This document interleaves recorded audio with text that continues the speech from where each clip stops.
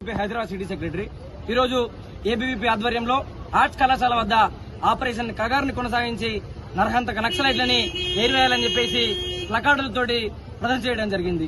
నా యొక్క 25 సంవత్సరాల వయస్సులో నాకు గాని నా కుటుంబానికి గాని ఈ యొక్క నక్సలైట్ల వల్ల ఒరిగిందంటూ ఏమీ లేదు. కానీ నేను ఈరోజు స్వేచ్ఛగా ఈ దేశంలో తిరుగుతున్నా అంటే దానికి కారణం నా దేశ సైనికులు.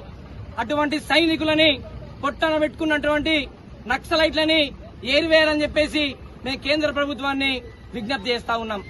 మొన్నటికి మొన్న ఛత్తీస్గఢ్ లో ఏదైతే కాంగ్రెస్ నాయకుడిని ఇన్ఫార్మర్ నెపంతో నక్సలైట్లు చంపేసిర్రు.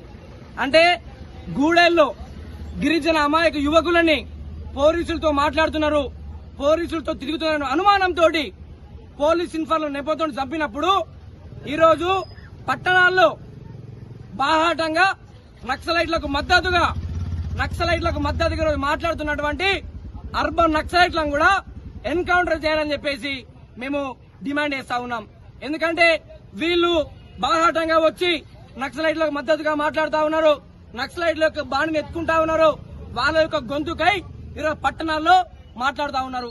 మొన్నటికి మొన్న సీతక్క వారి యొక్క భర్త యొక్క వర్ధంతి సభకి వెళ్లి వారి యొక్క భర్త యొక్క అడుగుజాడలు నడుస్తా అని చెప్పి మాట్లాడడం జరిగింది. వారి యొక్క భర్త అడుగుజాడలంటే ఏంది? ఆర్మీ సైనికులను చంపాలి, సిఆర్పీఎఫ్ సైనికులను చంపాలి, డిఆర్జీ పోలీసులను చంపాలి, గ్రేహౌండ్ పోలీసులను చంపాలి.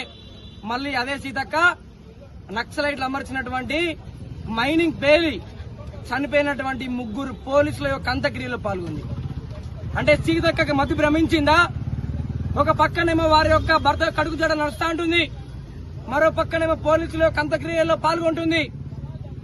సీతక్క, మీరు పోలీసు యొక్క అంత్యక్రియలో పాల్గొని వారికి అవమానం చేశారు.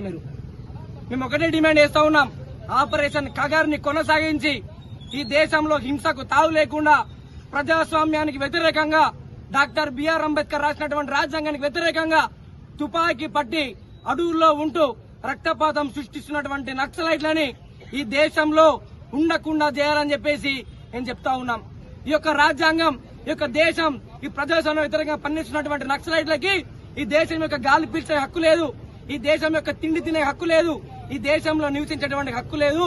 కాబట్టి కేంద్ర ప్రభుత్వము ఆపరేషన్ కగార్ని కొనసాగించి ఈ దేశంలో నక్సలిజం లేకుండా చేయాలని చెప్పేసి మేము డిమాండ్ చేస్తా ఉన్నాం. ఆపరేషన్ కగార్ని కొనసాగించాలి, ఆపరేషన్ కగార్ని సిగ్గు భారత సైనికులను పొట్టన పెట్టుకోవడమా?